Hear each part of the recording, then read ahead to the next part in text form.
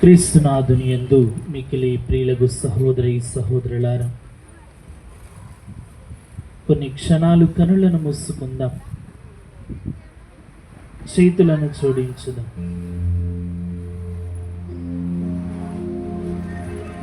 మానవులమైనటువంటి మనకు దేవుని దీవెన, దేవుని ఆశీర్వాదం, దేవుని కరుణ మనకు అవసరం. కారణం, మానవునిగా జన్మించినటువంటి మనకు ఎన్నో కష్టాలు ఉంటాయి, బాధలు ఉంటాయి, సమస్యలు ఉంటాయి, కన్నీరు ఉంటూ ఉంటాయి.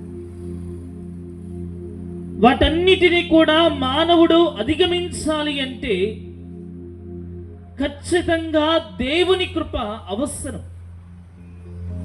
దేవుని ఆశీర్వాదము అవసరం. ఈ దివ్య బలి పూజలో పాల్గొంటున్నటువంటి మనకు కూడా ఆ ప్రభుని గొప్పదైనటువంటి కృప అనేటటువంటిది మనకు అవసరం. మన బాధలను తొలగించుకోవటానికి, మన వ్యాధులను తొలగించుకోవటానికి, అనేక రకాలుగా సాతాను చేత పీడించబడేటటువంటి మనము ఆ బంధకాల నుండి విముక్తి గావించబడాలి అంటే కేవలం దేవుని కృపతోటి మాత్రమే, దేవుని ఆశీర్వాదముతోటి మాత్రమే దానిని మనం సాధించగలుగుతూ ఉంటాం. ఈ సమయాన మన రెండు చేతులను కూడా బలముగా జోడిస్తూ మనందరికీ తెలిసినటువంటి పాట ఓ పావుర రూపం అనేటటువంటి గీతాన్ని మనం ఆలపించుకుంటూ, పవిత్రాత్మ సర్వేశ్వరుడు మన మీద వించేసి రావాలి అని, గొప్పగా తన కృపతోటి మనందరినీ కూడా దీవింప చేయబడాలి అని, తన ఆత్మ నడిపింపుతోటి మనందరము కూడా ముందుకు కొనసాగుతూ తనకిష్టమైనటువంటి మెచ్చినటువంటి బిడ్డలముగా జీవించబడాలని పరిశుద్ధాత్మ దేవుణ్ణి మన మీదకు వించేసి రావాలని అందరము కూడా కలిసి ఈ యొక్క పవిత్రాత్మ గీతాన్ని పాడుకుందాం. ఓ పావుర రూపము పరిశుద్ధాత్మ మాపై దిగిరావా,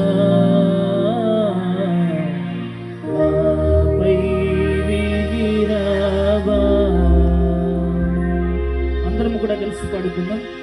ఓ పావుర రూపమా పరిశుద్ధాత్మ మాపై దిగిరావా, మాపై దిగిరావా. ఆదిలో జలములపైన తారాడినాత్మ దిగిరావా, ఆదిలో జలములపైన తారాడినాత్మ దిగిరావా. ఓ పావుర రూపమా పరిశుద్ధాత్మ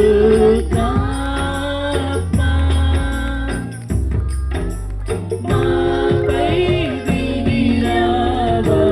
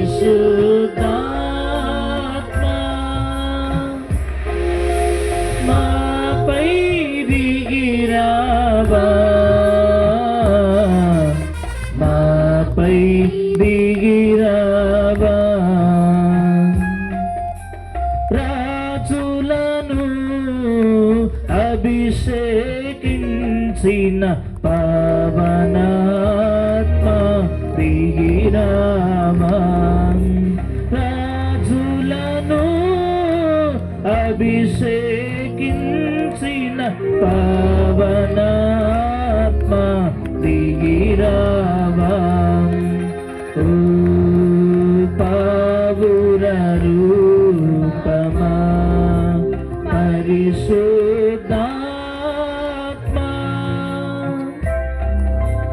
మాపై దిగిరావా, మాపై దిగిరావా, యోర్దాను నదిలో యేసయ్య తలపై దిగిన ఆత్మ దిగిరావా, యోర్దాను నదిలో యేసయ్య తలపై దిగిన ఆత్మ దిగిరావా, ఓ పావుర రూపమా పరిశుద్ధాత్మ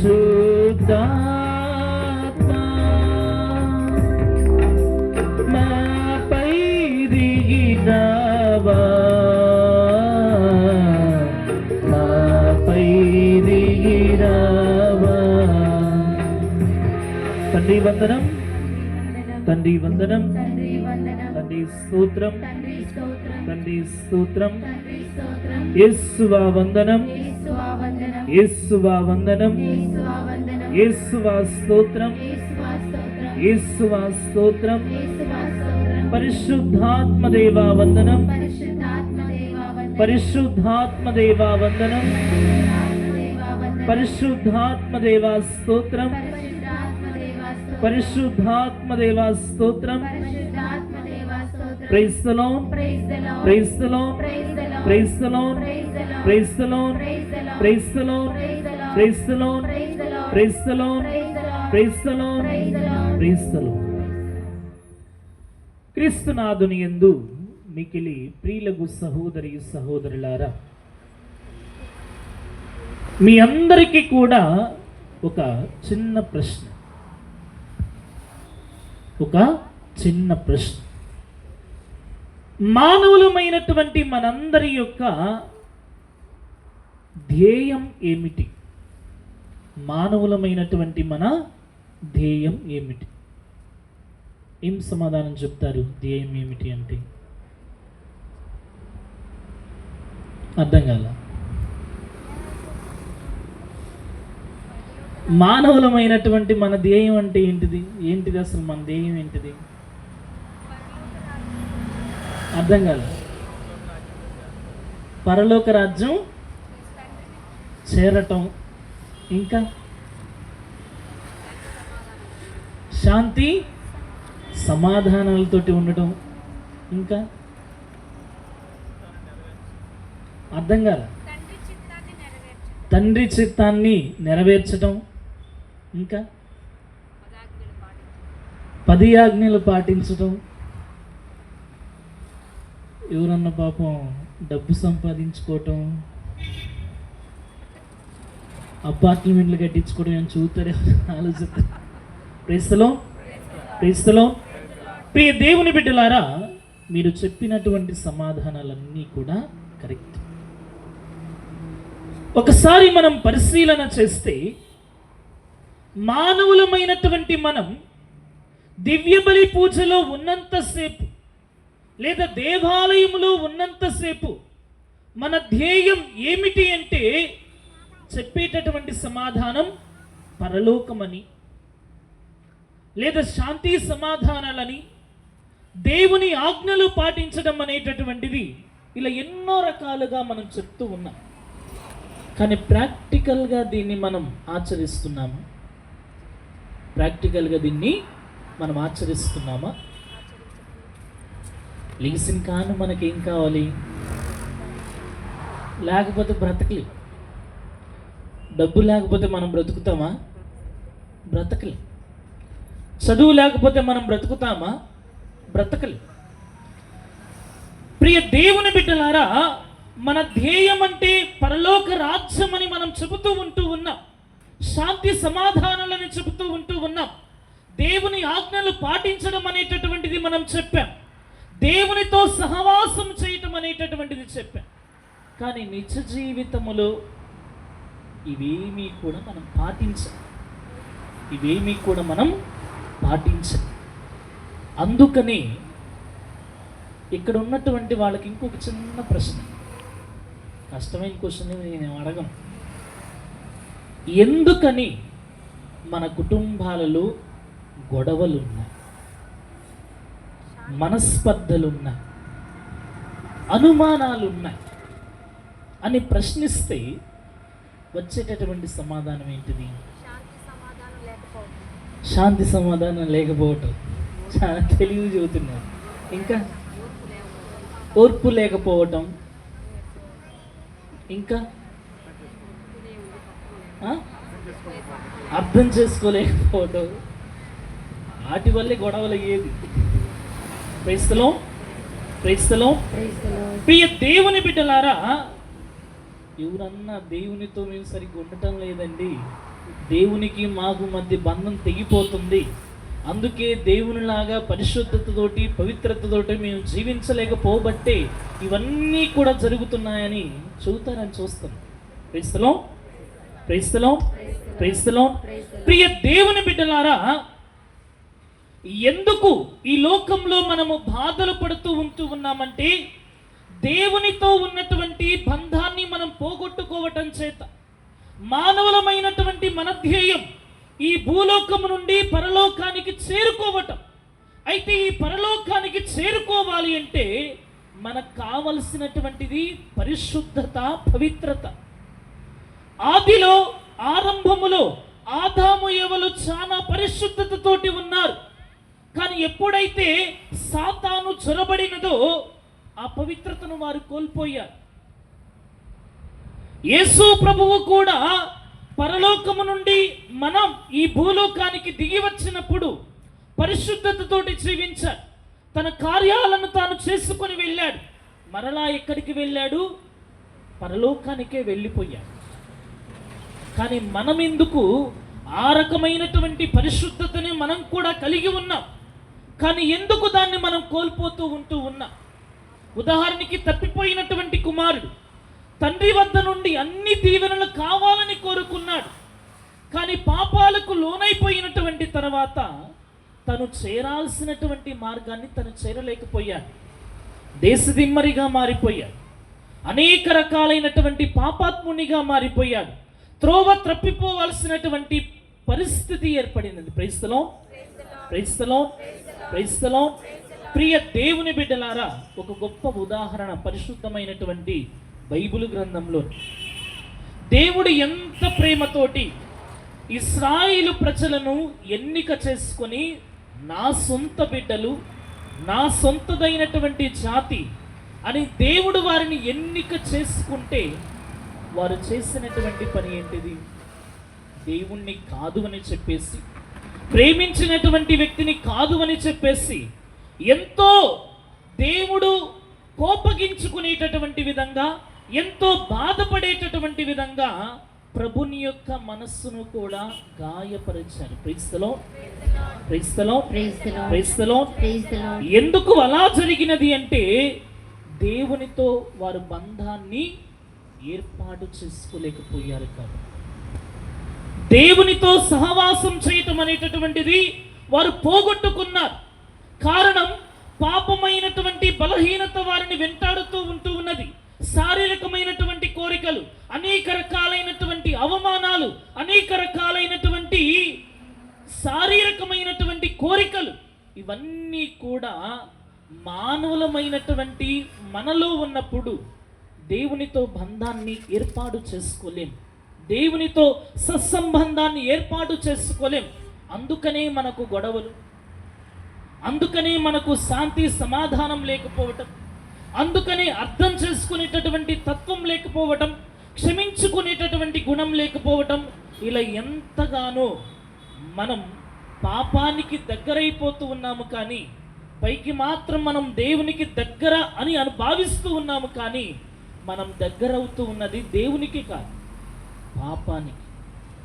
అందుకనే కోరికల వల్ల మనస్పర్ధలకు లోనయ్యేది, అవమానాలకు లోనయ్యేది, శారీరకమైనటువంటి కోరికల వల్లే బంధానికి మధ్య మనం దూరమైపోయి విచ్చలవిడిగా మనకు నచ్చినట్లు మనం జీవిస్తూ ఉండేటటువంటిది. ప్రియ దేవుని బిడ్డలారా, ఈ తపస్సు కాలం అనేటటువంటిది మనం యుద్ధం చేసేటటువంటి కాలం. మనం యుద్ధం చేసేటటువంటి కాలం. ఎవరితో మనం యుద్ధం చేస్తాం సాధారణంగా? అయితే ఎవరితో యుద్ధం చేస్తాం మనం సాధారణంగా?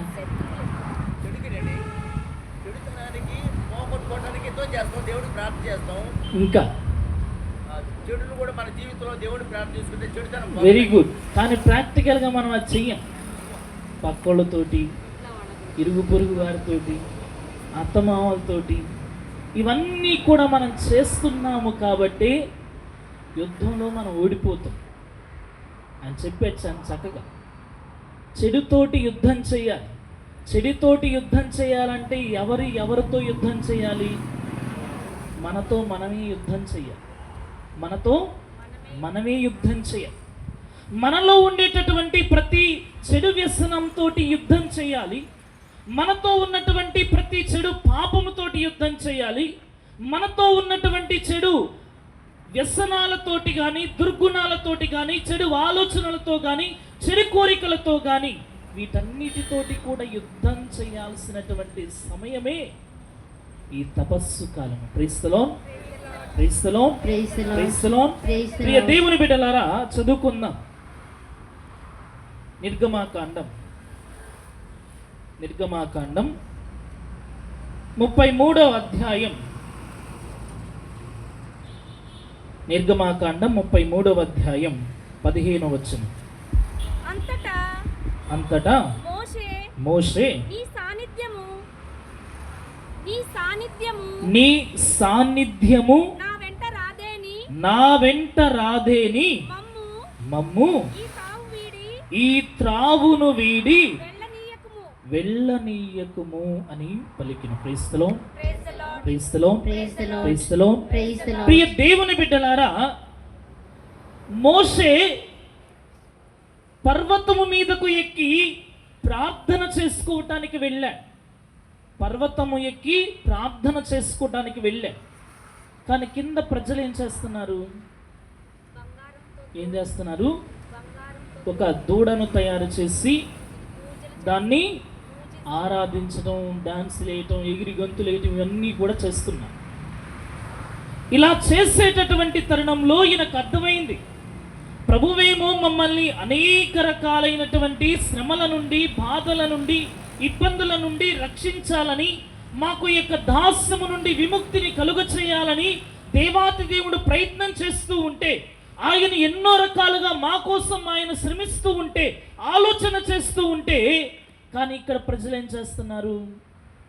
పాపానికి లోనైపోయి, చెడుకు లోనైపోయి, వ్యసనానికి లోనైపోయి దేవునికి వ్యతిరేకమైనటువంటి క్రియలు చేస్తున్నారు. ఆయనకు చాలా బాగా అర్థమైంది, వీళ్ళని నడిపించాలంటే నా శక్తి నాకు చాలదు, ఇలాంటి జనాలందరినీ కూడా నడిపించాలంటే నా వల్ల కాదు.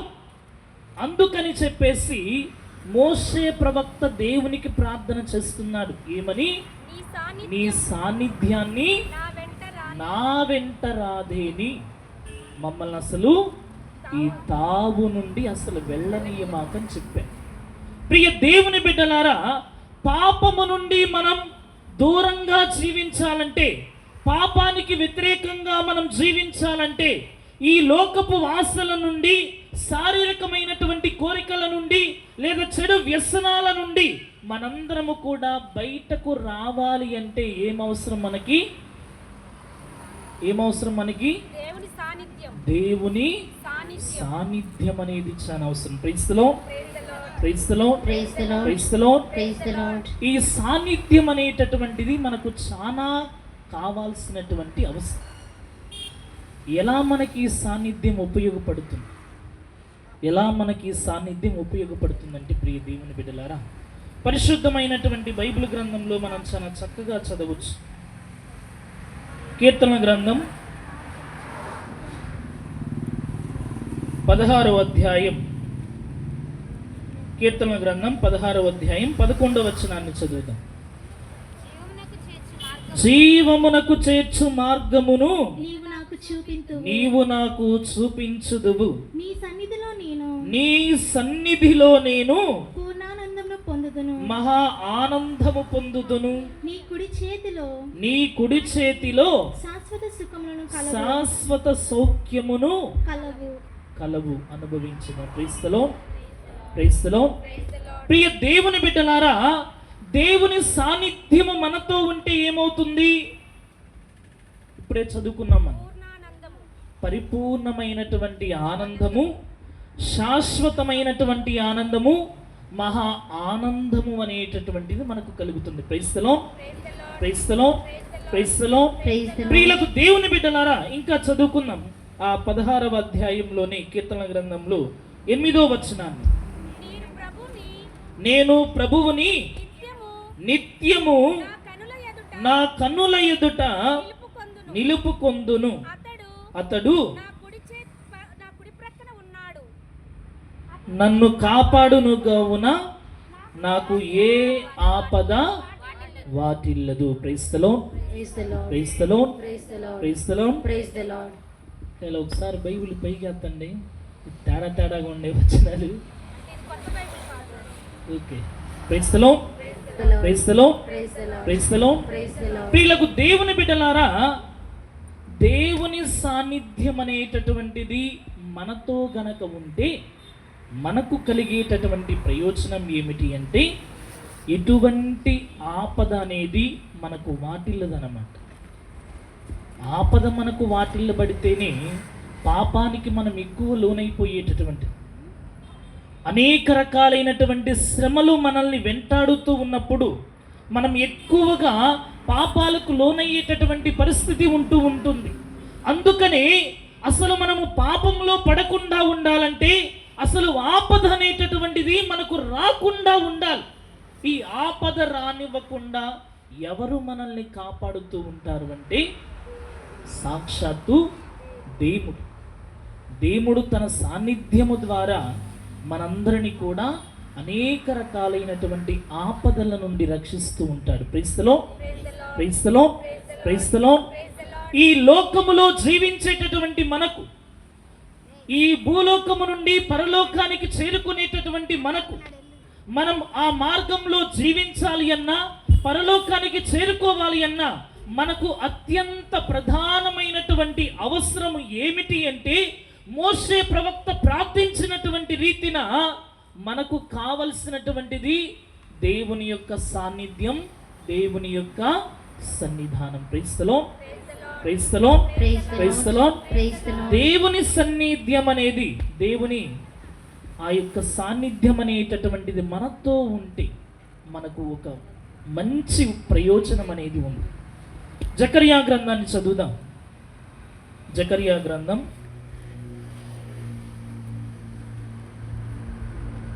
2వ అధ్యాయం 5వ వచనం. ప్రభువే దానికి అగ్ని ప్రాకారముగా ఉండి దానిని కాపాడుదుననియు తాను దాని మధ్య వైభవోపేతముగా వసింతుననియు మాట ఇచ్చెను. క్రైస్తలో ప్రియ దేవుని బిడ్డలారా, ప్రభువుని సన్నిధ్యం అనేటటువంటిది, ఆ ప్రభుని యొక్క సన్నిధి అనేటటువంటిది మనకు గనక తోడుగా ఉంటే ఆ సాన్నిధ్యం అనేది మనకు ఎలా ఉపయోగపడుతుందంటే, బలమైనటువంటి అగ్ని ప్రాకారములుగా మనల్ని నిరంతరము కూడా కాపాడుతూ ఉంటుంది అని. క్రైస్తలో పరిశుద్ధమైనటువంటి బైబిల్ గ్రంథంలో మనం ఒక గొప్ప ఉదాహరణను చూడొచ్చు.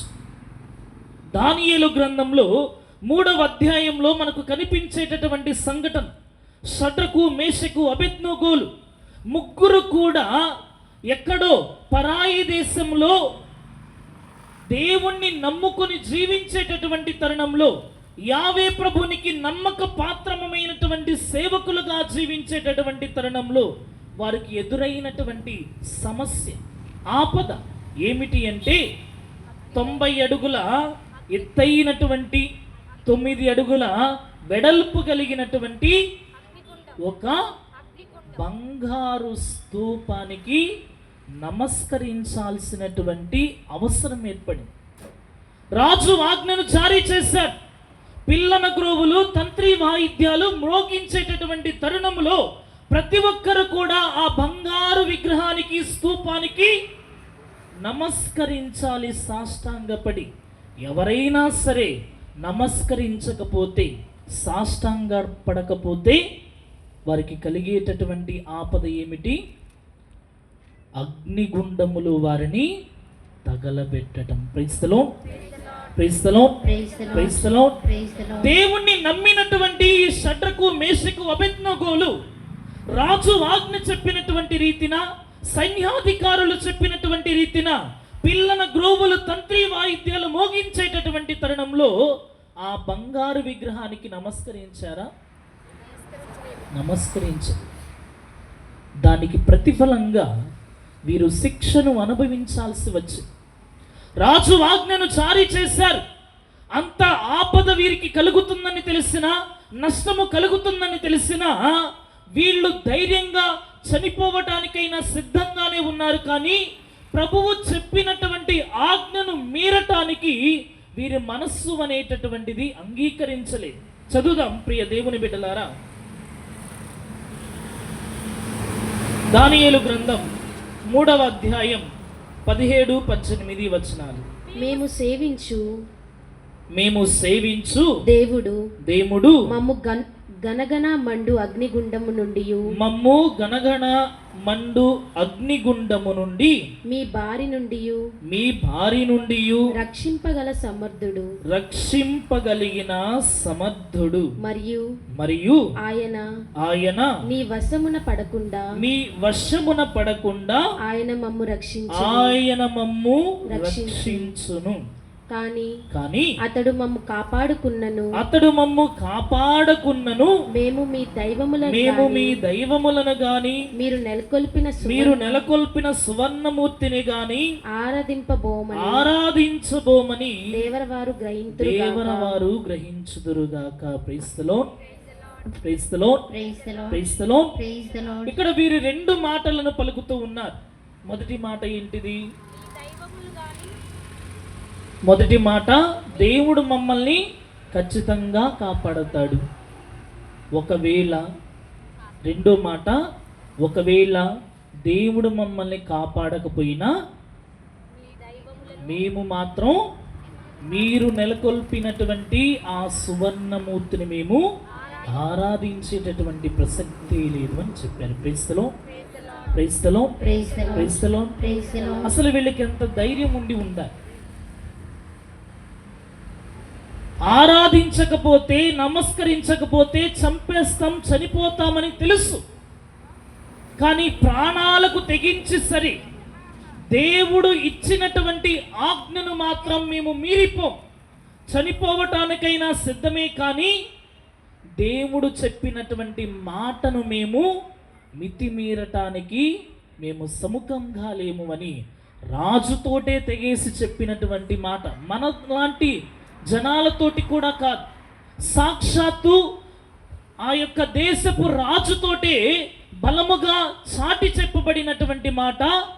మేమసలు మీరు నెలకొల్పినటువంటి సువర్ణమూర్తిని కానీ ఆ విగ్రహానికి కానీ మేము నమస్కరించేటటువంటి అవకాశం లేనే లేదు. Praise the lord, praise the lord, praise the lord. అలాంటి ధైర్యం మనలో ఉంది. అలాంటి ధైర్యం మనలో ఉన్నదా? ప్రియులకు దేవుని బిడ్డలారా, ఇంకా వీరు పడుతూ ఉన్నటువంటి శ్రమలను చూద్దాం. 22వ వచనం. అగ్నిగుండము మిక్కిలిగా వేడెక్కవలయునని రాజుని యొక్క ఆజ్ఞ తీవ్రమైనది కనుక ఆ మనుష్యులను గుండము దగ్గరకు కొనిపోయిన వారు కూడా దాని జ్వాలలకు మాడి చనిపోయిరి. Praise the lord, praise the Lord. ఆ ప్రభుని యొక్క సాన్నిధ్యం అనేది ప్రభుని యొక్క సన్నిధానం అనేటటువంటిది వీరిని ఎలా కాపాడుతుందో చూడండి. దేవుణ్ణి నమ్మినందుకు, దేవుని ఆజ్ఞను పాటిస్తూ ఉన్నందుకు వీరికి ఆపద వాటిల్లినది. ఎంత ఎత్తైనటువంటి ఆ అగ్నిలో, ఆ పెద్దదైనటువంటి అగ్నిగుండములో వీరిని నెట్టడానికి ప్రయత్నం చేస్తూ ఉన్నప్పుడు వీరను కొని తెచ్చినటువంటి ఆ సైనికులు, భటులు ఆ వేడిమికి చనిపోయారు. అంత గొప్పదైనటువంటి సెగ, వేడి, అగ్ని అనేటటువంటిది అక్కడ ఉన్నది. కానీ దేవుని కోసం నిలబడినటువంటి వారికి, దేవుని సన్నిధానం తోడ్పడేటటువంటి ఈ ముగ్గురు బిడ్డలకు మాత్రం ఒక్క ఇబ్బంది కూడా కలగలేదు. ప్రైస్తలో ప్రైస్తలో ప్రైస్తలో. ప్రియ దేవుని బిడ్డలారా, దేవుని కోసం, దేవుని ఆజ్ఞల కోసం, దేవుని మాట కోసం మనం నిలబడితే ఎంతదైనటువంటి గొప్పదనము. ప్రభువే తన సాన్నిధ్యము ద్వారా, తన సన్నిధి ద్వారా మనందరినీ కూడా రక్షిస్తూ ఉంటాడు. ఇంకా చదువుదాం ప్రియ దేవుని బిడ్డలారా, 46వ వచనం. రాజసేవకులు చమురును, కీలును, నారపీచును, కట్టెలను అగ్నిగుండములో పడవేసి దానిని అధికముగా మండించెను. తర్వాత వచనం కూడా చదువుదాం. దాని మంటలు 75 అడుగుల ఎత్తు వరకు లేచెను. ప్రైస్తలో ప్రైస్తలో ప్రైస్తలో. ఆ అగ్నిగుండంలో పడవేసిన వీళ్ళు మరణించలేదు. కానీ త్రొయ్యాలని చూసినటువంటి భటులు మరణించేసరికి రాజుకి ఇంకా కోపం వచ్చేసేసింది. ఎలాగైనా సరే వీరిని చంపాలి, ఎలాగైనా సరే వీరిని అంతం చేయాలి, నేనేంటో వీరికి నిరూపించాలి, ఈ ప్రజలందరికీ కూడా నిరూపించాలని ఇంకా కోపంతో ఊగిపోయి సైనికులకు చెప్తున్నాడు, భటులకు చెప్తున్నారు, మీరు కట్టెలను వేసేసేయండి, నారపీచును వేసేసేయండి, ఇంకా దానిలో బగబగ మండేటటువంటి అగ్నిని జత చేసేటటువంటి పరికరాలను, వస్తువులను అన్నింటినీ కూడా మీరు అందులో పడవేయండి అని చెప్పాను. అన్నీ పడేసిన తర్వాత ఆ మంటలు ఎంత ఎత్తుకు ఎదిగాయి? 75 అడుగులు ఎత్తైంది. అసలు ఆకాశాన్ని అంత హైట్కు వెళ్ళేటటువంటి అంత ఎత్తైనటువంటి మంటలు. వీళ్ళు అందులోకి నెట్టబడ్డారు. ఏమన్నా అయిందా వీళ్ళకి? ఏమీ కాదు. క్రైస్తలో క్రైస్తలో క్రైస్తలో. ప్రియ దేవుని బిడ్డలారా, దేవుని ఆజ్ఞ కోసం, దేవుని మాట కోసం, దేవుని కోసం నిలబడేటటువంటి ఏ వ్యక్తికైనా సరే ఆపద వస్తే ఆ ఆపదను తొలగించడానికి దేవుని సన్నిధి అనేటటువంటిది ఉపయోగపడుతుంది. మోషే గ్రహించింది ఇదే. ఈ ప్రజల వల్ల అనేక రకాలైనటువంటి ఇబ్బందులు వస్తాయి, లేదా మానవునిగా నేను నడిపించినా కానీ వీరికి ఆపదలే వస్తాయి, శ్రమలే వస్తాయి. కానీ అందరినీ కూడా సురక్షితముగా, క్షేమకరంగా, ఎటువంటి పాపములో పడకుండా నడవగలగాలి అంటే ఎవరు మనకు సహాయం చేయగలరంటే పిలిచినటువంటి దేవుడే సహాయం చేయాలి. ఎన్నిక చేసుకున్నటువంటి దేవుడే సహాయం చేయాలి. ఆయన సన్నిధి గనక మాతో ఉంటే మాకు ఏ కీడు రాదు, ఏ ఆపద రాదు, ఎటువంటి ఇబ్బంది రాదు అని చెప్పేసి మోషే ప్రవక్త ఆ ప్రభుని యొక్క సన్నిధిని నమ్మి, ఆ ప్రభుని సాన్నిధ్యం కోసమై ఆయన అంతలాగా ప్రార్థన చేశాడు. క్రైస్తలో క్రైస్తలో క్రైస్తలో. ప్రియులకు దేవుని బిడ్డలారా, పరిశుద్ధమైనటువంటి బైబిల్ గ్రంథంలో ఇంకా గొప్పదైనటువంటి మాట యెషయా గ్రంథంలో 41వ అధ్యాయంలో, యెషయా గ్రంథం 41వ అధ్యాయం 10వ వచనాన్ని చదువుదాం. నీవు భయపడకుము, నీవు భయపడకుము, నేను నీకు తోడై యుందును, నేను నీకు తోడై ఉందును. నీవు వెరవకుము, నీవు వెరవకుము, నేను నీకు దేవుడను, నేను నీకు దేవుడను, నేను నీకు బలమును, నేను నీకు బలమును వసగి నిన్ను ఆదుకొందును. నీతి అను నా కుడి చేతితో, నీతి అను నా కుడి చేతితో నిన్ను కాపాడుదును. ప్రైస్తలో praise the lord, praise the lord, praise the lord. Praise the Lord. క్రీస్తునాథుని యందు ప్రియులకు దేవుని బిడ్డలారా, ఎల్లప్పుడూ కూడా మనం గుర్తు పెట్టుకోవలసినటువంటి విషయం, ఎప్పుడు కూడా ప్రభువు మనకు తోడుగానే ఉంటాడు. తన యొక్క గొప్ప కృపావరాన్ని మనకు దయచేస్తూనే ఉంటాడు. మనం భయపడాల్సినటువంటి అవసరం లేదు, పాపం చేయాల్సినటువంటి అవసరం లేదు. ఎంతటి కష్టతరమైనటువంటి పరిస్థితిలో ఉన్నా కానీ దేవుణ్ణి నమ్ముకుంటే, దేవుని సన్నిధిని మనం నమ్ముకుంటే, దేవుని సాన్నిధ్యాన్ని మనం నమ్ముకుంటే గొప్పదైనటువంటి కాపుదల దేవుడు మనకు దయచేస్తూనే ఉంటాడు. ఈ ప్రభుని సాన్నిధ్యాన్ని ఆదాము ఏవలు నమ్మలేకపోయారు. ఈ ప్రభుని సాన్నిధ్యాన్ని కయీను నమ్మలేకపోయాడు. ఈ ప్రభుని సాన్నిధ్యాన్ని దావీదు నమ్మలేకపోయాడు. అందుకనే వీరందరూ కూడా లోక ఆశలకు లోనైపోయి అనేక రకాలైనటువంటి శారీరకపు కోరికల చేత పాపానికి లోనైపోయి దేవుణ్ణి ధిక్కరించి దేవునికి దూరం అయిపోయారు. Praise the lord, praise the lord, praise the lord. కానీ ప్రభువు కోసం నిలబడినటువంటి వారు షడ్రకు, మేషకు, అబేద్నెగోలు దేవుని కోసమే నిలబడ్డారు కాబట్టి, పాపం చేయకుండా ఉన్నారు కాబట్టి వారికి ఎంత ఆపద వచ్చినా కానీ ప్రభువే చూసుకున్నాడు, ప్రభువే కాపాడుకున్నాడు. Praise the lord, praise the lord, praise the Lord. ప్రియులకు దేవుని బిడ్డలారా, మనం పరలోకానికి చేరుకోవటానికి, పాపము చేయకుండా ఉండటానికి మనకు సంరక్షణగా ఏమవసరం? దేవుని యొక్క సాన్నిధ్యం అనేటటువంటిది అవసరం. Praise the lord, praise the lord, praise the lord. ఈ మాట ఎప్పుడూ కూడా గుర్తుపెట్టుకోండి. మనం జీవించాలి అన్నా, పరలోక రాజ్యానికి చేరుకోవాలన్నా, దేవుడు మనకు అన్ని విధాలుగా సహాయం చేయాలన్నా, పాపానికి మనం దూరంగా ఉండాలన్నా ఏమవసరం మనకి? దేవుని సాన్నిధ్యము. Praise the lord, praise the lord, praise the Lord. రెండవది మనకు అవసరం ఏమిటి? పరలోకానికి చేరుకోవటానికి, ప్రత్యేక విధంగా పాపము చేయకుండా ఉండటానికి రెండవ విషయం మనకు ఏమి అవసరం అంటే, చదువుకుందాం. కీర్తన గ్రంథం 51వ అధ్యాయం, కీర్తన గ్రంథం 51వ అధ్యాయం 11వ వచనం.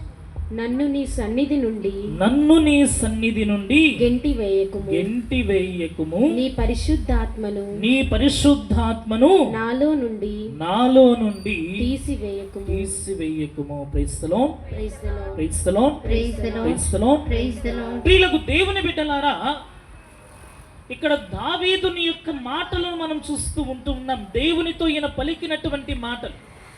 పాపం చేశాడు, వ్యభిచరించాడు, తప్పులు చేసినా కానీ పశ్చాత్తాపం చెంది దేవుని చెంతకు మరలి వచ్చి ఆయన అడుగుతున్నటువంటి మాట ఏంటిది? అయ్యా, నన్ను నీ సన్నిధ్యాము నుండి, నీ సన్నిధానము నుండి నన్ను గెంటి వేయొద్దు. అది మొదటిదైతే. రెండోది మాట ఏంటిది? నీ పరిశుద్ధాత్మను నాలో నుండి తీసివేయకుము. Praise the lord, praise the lord, praise the Lord. రెండవది మనకు కావలసినటువంటిది ఏమిటి అంటే దేవుని ఆత్మ. దేవుని ఆత్మ. ప్రియులకు దేవుని బిడ్డలారా, దేవుని ఆత్మ ఎవరిలోనైతే ఉంటుందో వాళ్ళు ఎప్పుడు కూడా పాపం చేయరు. దేవుని ఆత్మ ఎవరితోనైతే ఉంటుందో వాళ్ళు ఎప్పుడు కూడా పాపం చేయరు. దేవుని ఆత్మ లేనటువంటి వారే పాపం చేస్తారు. దేవుని ఆత్మ లేనటువంటి వారే పాపం చేస్తారు. దావీదు కూడా దేవుని ఆత్మతో ఉన్నంత కాలము ఆయన ఎప్పుడు కూడా పాపం చేయల. ఆయన కత్తి పట్టుకొని చెయ్యెత్తితే శత్రువులు పారిపోయారు, రాజులు గజగజ వణికిపోయారు. ఎన్నో భీకరమైనటువంటి యుద్ధాలలో బలమైనటువంటి శత్రువులు కూడా ఆయన చేతిలో చంపివేయబడ్డారు. అది ఎప్పుడు?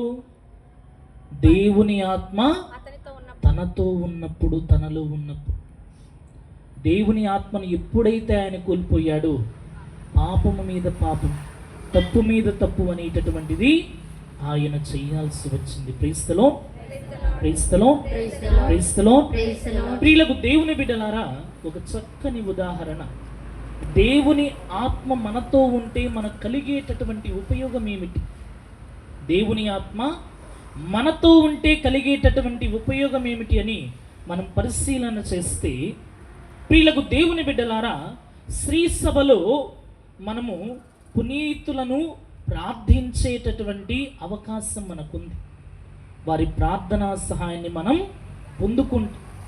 మనం బలహీనులం, దేవుని చెంతకు చేరుకోవటానికి మన శక్తి మనకు సరిపోనప్పుడు మంచి వారి భక్తిపరుల పునీతుల యొక్క ప్రార్థనా సహాయాన్ని మనం స్వీకరిస్తూ ఉంటాం. అది శ్రీసభ మనకిచ్చినటువంటి గొప్పవరం.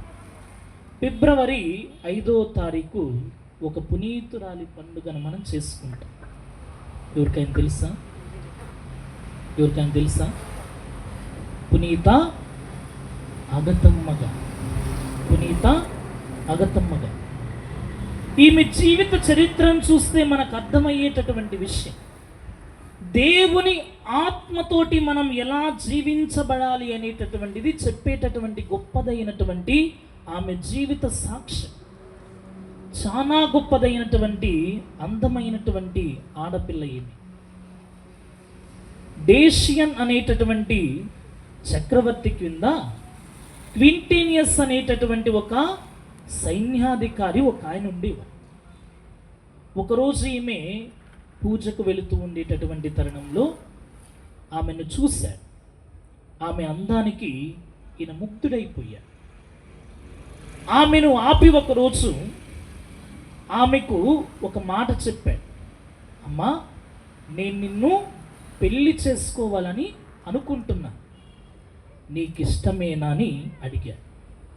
కానీ ఈమె మొదటిగా దివ్య సప్రసాదాన్ని స్వీకరించినటువంటి రోజున దేవునికి ఒక మాట ఇచ్చింది, నేను చనిపోయేంత వరకు కూడా నా ఈ దేహం అనేటటువంటిది ఏ మానవునికి కూడా దక్కకూడదు, దేవునికి మాత్రమే దక్కాలి. ఎటువంటి పాపపు స్థితిలో నేను ఉండకూడదు, నా ఈ దేహమంతా కూడా దేవునికే సొంతం కావాలి అని ఈమె దేవునికి ప్రమాణం చేసింది. ఎందుకు అంటే, నేను దివ్య సప్రసాదాన్ని స్వీకరిస్తూ ఉన్నా, నాలో దేవుడు వసిస్తూ ఉంటూ ఉన్నాడు, ఇంకెవ్వరు కూడా నివసించకూడదు నాతో, నా జీవితాంతము వరకు కూడా, నేను చనిపోయేంత వరకు కూడా ఈ దేహం అనేది నన్ను పోషించేటటువంటి నా యేసు ప్రభునికే సొంతమని చెప్పేసి వివాహం చేసుకోకూడదు, ఎవరితోటి ఎటువంటి శారీరకమైనటువంటి ఆ యొక్క కోరిక కలగకూడదు అని దేవునికి ప్రమాణం చేసి, ఇదే మాటను ఆ క్వింటేనియస్ అనేటటువంటి వ్యక్తితోటి చెప్పింది. అయ్యా, నువ్వు కోరుకున్నటువంటి కోరిక సహజమే, కానీ నేను దేవునికి మాట ఇచ్చానయ్యా, నేను ప్రప్రథమంగా దివ్య సప్రసాదం స్వీకరించినటువంటి రోజున ఈ దేహం అనేది నీకే సొంతమయ్యా, ఇంకెవ్వరికి కూడా కాదు అని నేను దేవునికి ప్రమాణం చేశాను, సారీ అని చెప్పి వెళ్ళిపోయి. ఈయనలో ఆమె మీద కోరిక రోజు రోజుకి పెరిగిపోయింది. ఎలాగైనా సరే ఈమెను పెళ్లి చేసుకోవాలి. తల్లిదండ్రులను పిలిచాడు. ఆ అగతమ్మ గారి యొక్క అన్నదమ్ములందరినీ కూడా పిలిచాడు.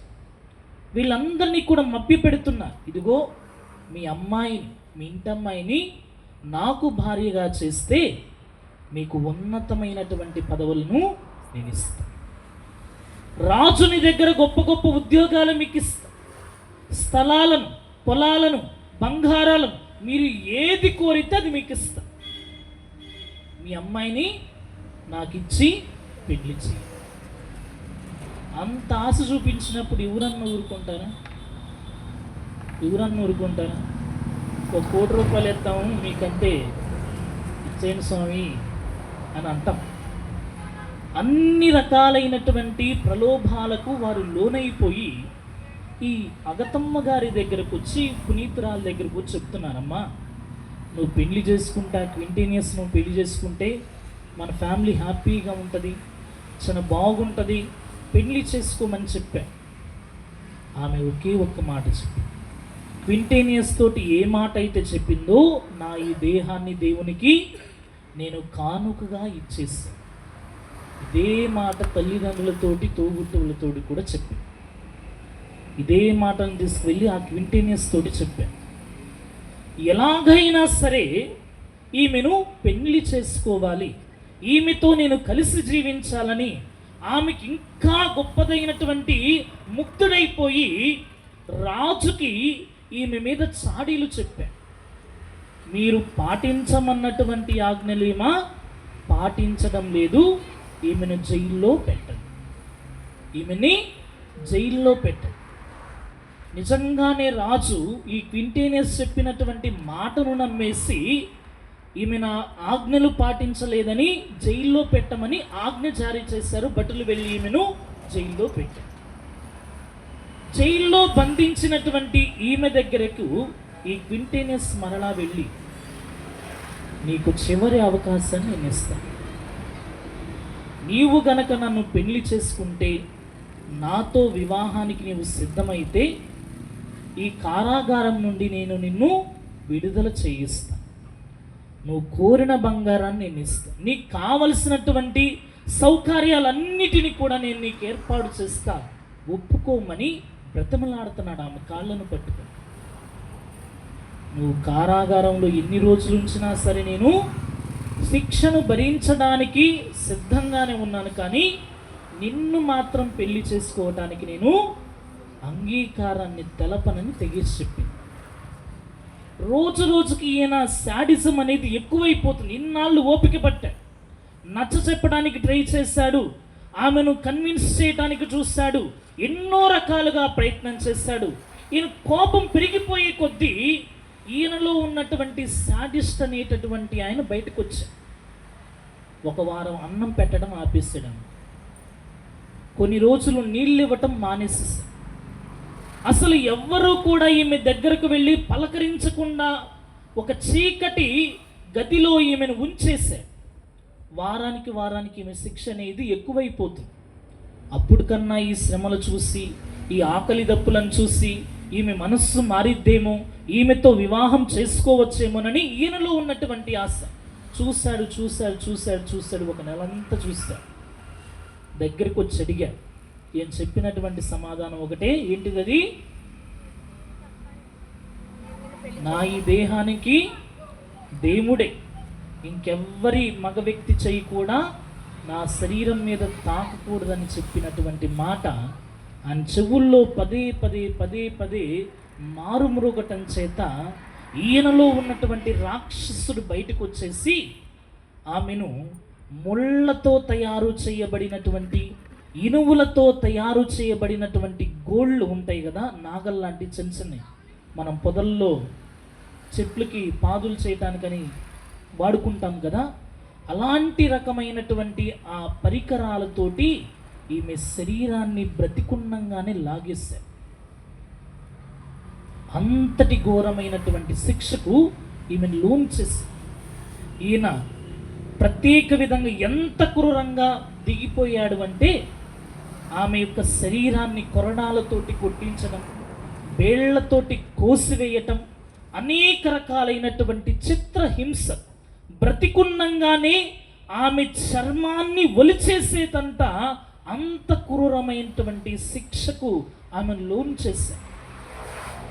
చేసి ఆమెతో చెప్తున్నాడు, ఇప్పటికైనా నీవు ఒప్పుకుంటావు, ఇప్పటికైనా నువ్వు పెళ్లి చేసుకోవడానికి ఒప్పుకుంటావు, ఒప్పుకుంటే అసలు ఈ రోజే నీకు విడుదల అనేటటువంటిది కలిగిద్ది. నువ్వు ఇప్పటికి కూడా ఒప్పుకోకుండా ఉంటావా, నువ్వు ఎలాగో చస్తావో నీకు కూడా తెలియనటువంటి రీతిలో చనిపోతావు అని చెప్పేసి ఈమెను ఇంకా బెదిరించి ఒక మురికి కూపం లాంటి ఒక గదిలో ఈమెను బంధించేసేసాడు.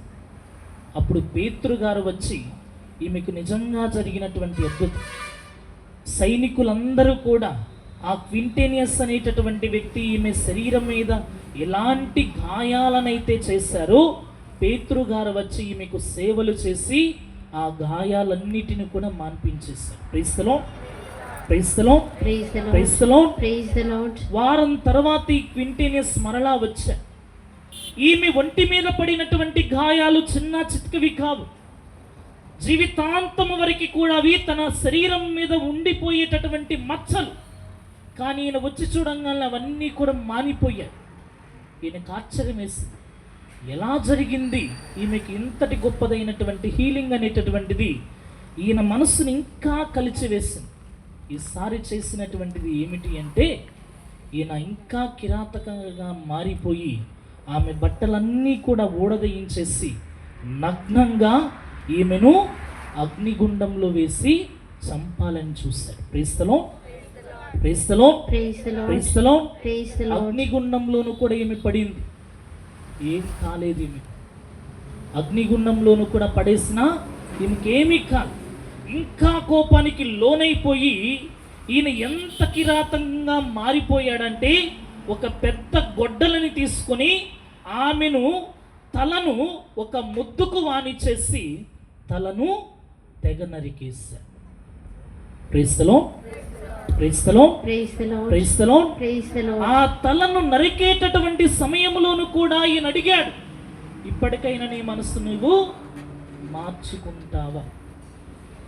గొడ్డలి చేతిలో ఉన్నప్పుడు కూడా ఈమె సమాధానం చెప్పింది, నువ్వు నన్ను నరికి చంపినా సరే ప్రసక్తే లేదు, పెళ్ళి అనేది చేసుకునే సమస్య లేదు, మనస్సు మార్చుకునేటటువంటి సమస్య లేదు. దేవుని ఆత్మ నాలో ఉంది, దేవుడు నాలో ఉన్నాడు, నేను స్వీకరించేటటువంటి దేవుని దివ్యమైనటువంటి ఆత్మ, దివ్యమైనటువంటి శరీరం, దివ్యమైనటువంటి రక్తం నాలో ఉంది. నువ్వు ఎన్ని చిత్రహింసలు చేసినా, నా ప్రాణాన్ని నీవు తీసుకున్నా సరే, నేను మాత్రం నిన్ను వివాహం చేసుకునే సమస్య లేదు, నా ఈ దేహం దేవునికే సొంతమని చెప్పేసి మరణానికి ఆమె లోనైపోయి. ప్రియ దేవుని బిడ్డలారా, ఆమెను కుటుంబీకులు తీసుకొని సమాధి చేశారు. సమాధి చేసినటువంటి తర్వాత అందరూ కూడా ఇళ్ళకి వెళ్ళిపోతారు కదా. ఈ ఇంట్లకు వెళ్ళిపోయేటటువంటి సమయంలో ఒక తెల్లని వస్త్రాలు ధరించినటువంటి బంగారు రకం కలిగినటువంటి గుర్రాల మీద కొంతమంది యువకులు వచ్చి ఒక రాతి పలకను, ఒక తెల్లటి వస్త్రాన్ని ఆ గుర్రాల మీద ఈ యువకులు మోసుకుని వచ్చి ఈ అగతమ్మ గారిని సమాధి చేయబడినటువంటి సమాధి మీద ఉంచారు. ఎవరు కూడా దాన్ని చూశారే కానీ దాని గురించి ఎవరు కూడా బోధన అవ్వలేదు, పట్టించుకోకపోతే కొన్నాళ్ళ తర్వాత ఆమె జీవించినటువంటి ఆ ప్రాంతంలో, ఆ భూభాగంలో ఒక అగ్ని పర్వతం అనేటటువంటిది బయలుదేరి ప్రజలను చంపివేయటం, ఇళ్లను తగలబెట్టడం, ఆస్తి నష్టాన్ని కలుగొచ్చేయటం అనేటటువంటిది అగ్నిపర్వతం అనేది చేసి, ఒకరోజు గాలికి అగ్నిపర్వతం అనేది ఇంకా పెరిగిపోవటం చేత ఆమె సమాధి మీద రాతి పలక మీద ఉంచబడినటువంటి ఆ తెల్లని వస్త్రం అనేది గాలికి లేచినప్పుడు అగ్నిపర్వతానికి ఎదురుగా వెళ్ళినప్పుడు ఈ ముసుగును చూసి, ఈ వస్త్రాన్ని చూసి అగ్నిపర్వతం అనేది వెనక్కి వెళ్ళిపోయి మరలా ఆ వస్త్రం ఆగినప్పుడు అగ్నిపర్వతం అనేది ముందుకొస్తుంది. మరలా గాలికి ఈ యొక్క ఆ ముసుగు అనేది, ఆ వస్త్రం అనేది మరలా అగ్నిపర్వతానికి ఎదురెళ్తున్నప్పుడు అగ్నిపర్వతం అనేది వెనక్కి వెళ్ళింది.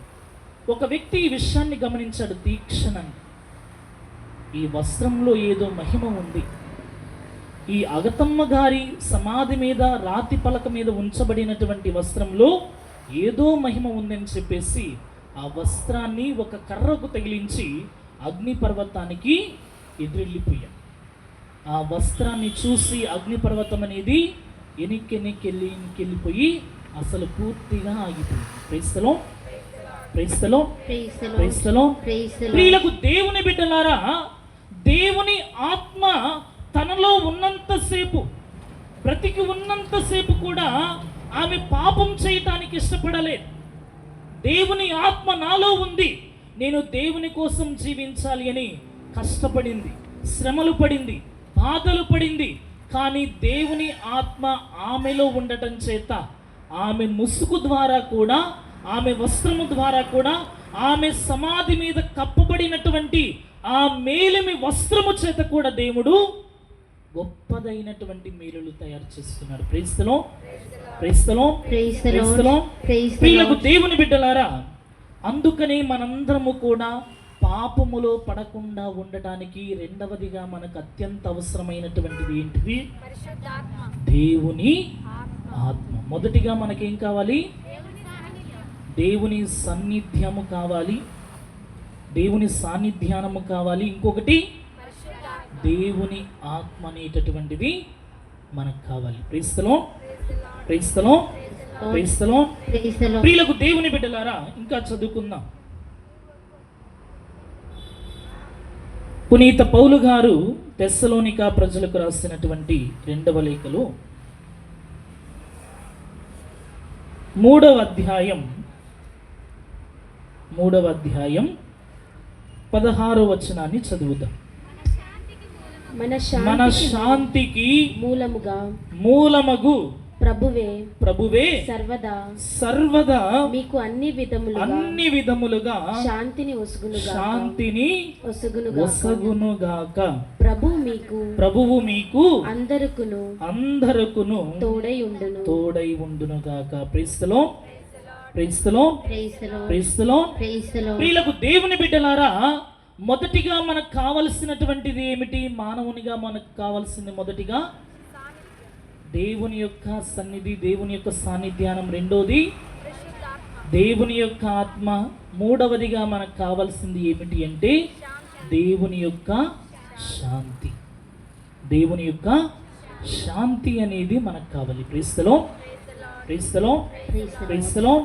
ప్రియులకు దేవుని బిడ్డలారా, దేవుని యొక్క శాంతి అనేటటువంటిది మనలో ఉండటం వల్ల మనకు ధైర్యం కలుగుతుంది. ఏ విధంగా అంటే శాంతి ద్వారా దేవుడు మన దగ్గరకు వస్తూ ఉంటాడు.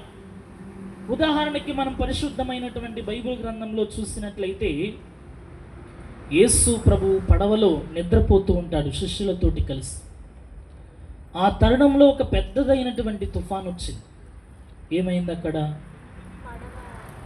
ఏమైంది? వారిలో భయం, అశాంతి, అసలు ఇక మేము చచ్చిపోతామేమో అన్నటువంటి ఆలోచనతోటి వారందరూ కూడా అశాంతికి లోనైపోయి, భయపడిపోయి, ఉక్కిరిబిక్కిరైపోతూ ఉన్నారు. కానీ దేవుడు లేచి ఏం చెప్పాడు? మీకు శాంతి కలుగునుగాక, భయపడొద్దన్నాడు. ప్రైస్తలో ప్రియులకు దేవుని బిడ్డలారా, ప్రభుని యొక్క శాంతి ఎప్పుడైతే వారితో ఉందో ఆ పెనుగాలులు ఆగిపోయాయి, ఆ తుఫాను ఆగిపోయింది. అనేక రకాలుగా వారిలో ఉన్నటువంటి భయాందోళనలు అన్నీ కూడా ఆగిపోయాయి. ప్రైస్తలో ప్రియులకు దేవుని బిడ్డలారా, ఇక్కడ పెళ్ళైనటువంటి వారు ఉన్నారా? వివాహం అయినటువంటి వారు చేతులు ఎత్తండి. ఎత్తపోతే మీకేం కొత్తగా పెళ్ళిళ్ళు చేయరేట. ఎత్తని చాలా మంది అందరూ పెళ్ళిళ్ళు అయిన వాళ్ళే ఉన్నారు. మీ అందరికీ ఒక చిన్న ఆత్మ పరిశీలన లాంటిది అనుకోండి. మీ వివాహపు దాంపత్య జీవితంలో మీ భర్తతో కానీ మీ భార్యతో కానీ పెళ్ళైనటువంటి రోజు నుండి ఇప్పటిదాకా నేను హ్యాపీ, ఏ రోజు నేను మా ఆయన్ని తిట్టుకోలేదు, ఏ రోజు నేను మా ఆవిడని తిట్టుకోలేదు, హ్యాపీగా బిందాస్గా అన్న వాళ్ళు ఎవరన్నా ఉన్నారేడా? అసలు వెలిగిపోతా నీకు మొక్క. ఎవరన్నా ఉన్నారు అసలు? ఎందుకు లేరు? ఓకే, సంతోషం. నీ ధైర్యానికి మెచ్చుకోవాలి అసలు.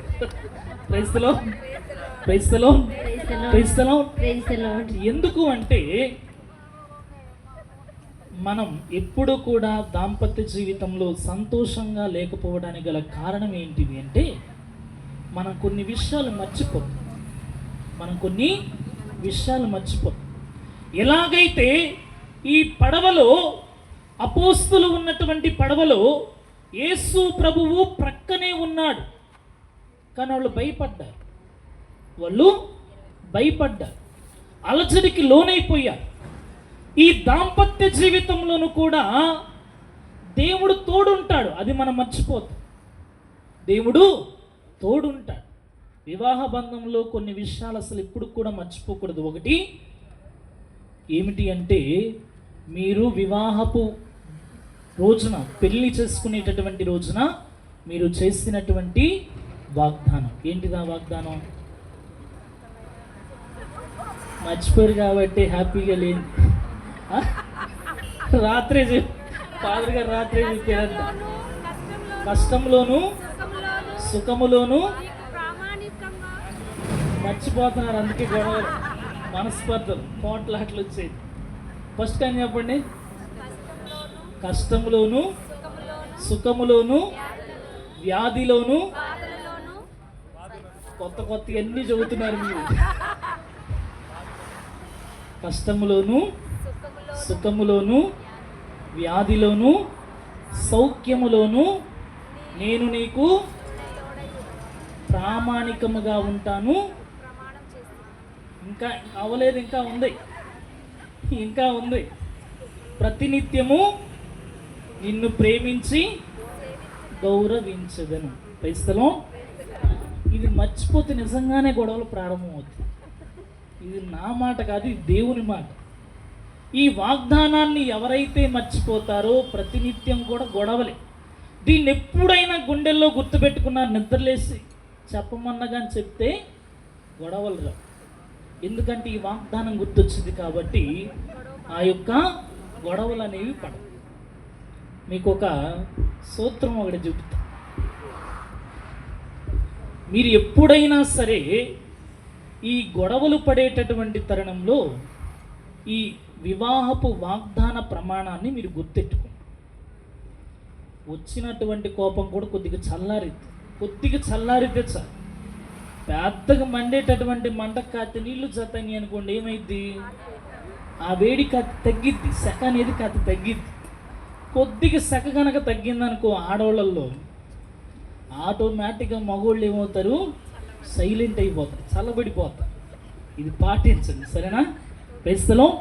ప్రైస్తలో ఎలాగైతే ఒక మగ మనిషి ఒక ఆడ మనిషి ఇద్దరు కూడా దేవుని నామము పేరిట వాగ్దానము చేస్తున్నప్పుడు అక్కడ ఉండేటటువంటిది భర్త భార్య మాత్రమే కాదు, కనిపించినటువంటి మూడో వ్యక్తి దేవాతి దేవుడైనటువంటి ఆ త్రిత్వైక దేవుడు ఈ వివాహపు బంధంలో జతయిపోతూ ఉంటాడు. ప్రైస్తలో ఒక మాటలో చెప్పాలంటే దేవుడు ఎలా జతవుతూ ఉంటాడంటే, ఆడోళ్ళు జడేసుకుంటారు. ఎన్ని పాయలతో జడేసుకుంటారు? ఎన్ని కనిపిస్తే బయటకి?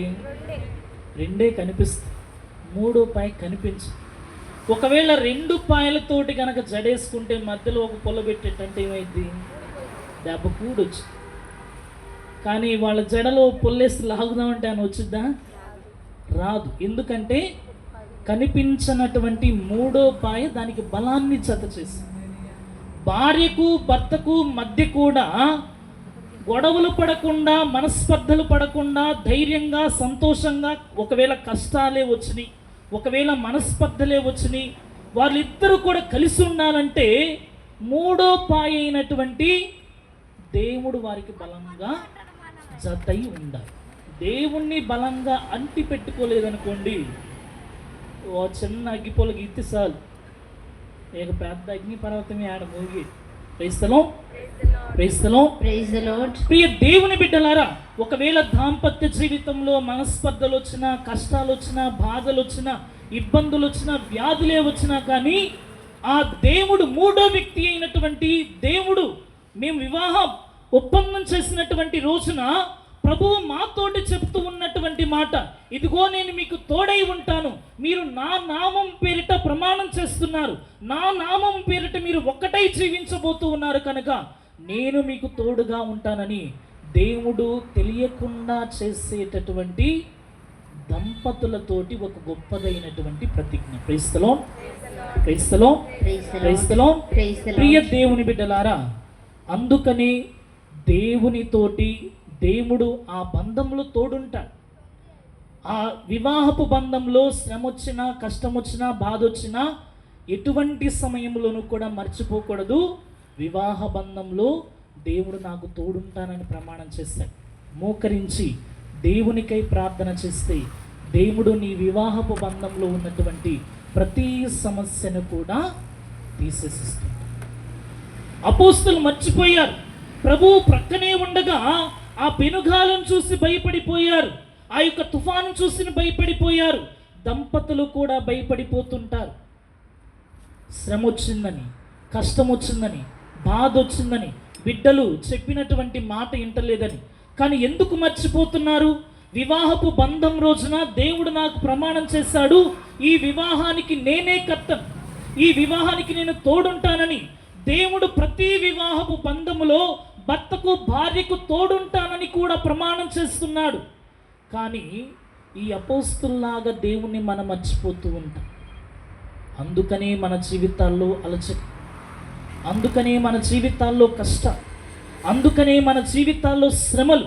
ప్రక్కనున్నటువంటి దేవుణ్ణి మనం మర్చిపోవటం వలనే మన జీవితంలో అశాంతి అనేటటువంటిది కలుగుతుంది. ప్రైస్తలో ప్రైస్తలో Praise the Lord. ప్రియులకు దేవుని బిడ్డలారా, అందుకనే మనం ఎప్పుడు కూడా దేవుడిచ్చేటటువంటి శాంతి మనకు అవసరం. ప్రైస్తలో ప్రైస్తలో Praise the Lord. మొదటిగా మనకు కావాల్సింది మానవులమైనటువంటి మనకు దేవుని సాన్నిధ్యం, రెండోది దేవుని ఆత్మ, మూడోది దేవుని శాంతి. ప్రైస్తలో ప్రైస్తలో Praise the Lord.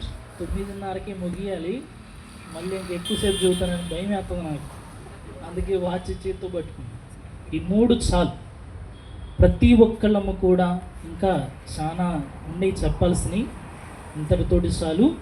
దేవుని ఆత్మ, దేవుని సాన్నిధ్యం, దేవుని ఆత్మ, దేవుని శాంతి మనతో ఉంటే ఈ భూలోకం నుండి ఖచ్చితంగా మనం పరలోకానికి వెళతాం. ఈ భూలోకంలో మనం జీవించేటటువంటి ఈ జీవితంలో దేవుని సాన్నిధ్యము, దేవుని ఆత్మ, దేవుని శాంతి మనకు గనక తోడై ఉంటే ఏ పాపం మనం చెయ్యి, ఏ కష్టం వచ్చినా కానీ మనం లొంగిపో. ఎటువంటి ఇబ్బంది వచ్చినా, ఎటువంటి అలజడి వచ్చినా మనం లొంగిపో. షడ్రకు, మేషకు, అబేద్నెగోలు ఎంత బలంగా ఉన్నారు, పునీత అగతమ్మ గారు ఎంత బలంగా ఉన్నారో మనము కూడా అంతే బలముతోటి, అంతే ధైర్యముతోటి మన జీవితాన్ని కొనసాగిస్తాం. దేవునికి ఇష్టమైనటువంటి, దేవుడు నచ్చినటువంటి, మెచ్చినటువంటి బిడ్డగా మనం జీవించగలుగుతూ ఉంటాం. ఈ గొప్పదైనటువంటి ఈ భాగ్యాన్ని దేవుడు మనకు దయచేయమని ఈ దివ్య బలి పూజలో ప్రార్థన చేసుకుందాం. దేవుడు మనలను, మన కుటుంబాలను, గృహాలను దీవించి కాచి కాపాడునుగాక.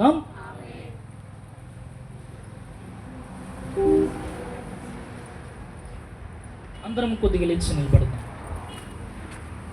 నిలబడదాం.